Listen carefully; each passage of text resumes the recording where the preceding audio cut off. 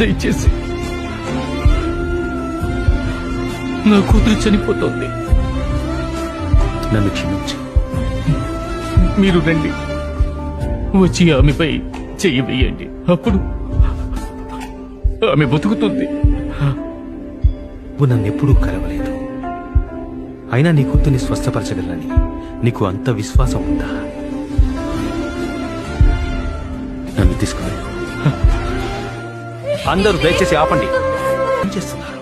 అమ్మాయి అక్కడ, ఆమె చనిపోయింది. వెళ్ళిపోండి. ఈ చిన్నది నిద్రపోయింది, కానీ చనిపోలేదు.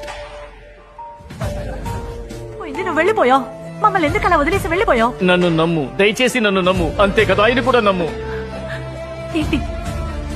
దేనికోసం? దయచేసి దయచేసి దయచేసి వద్దు.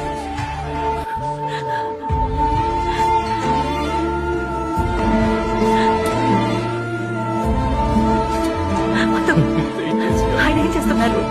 జేమ్స్,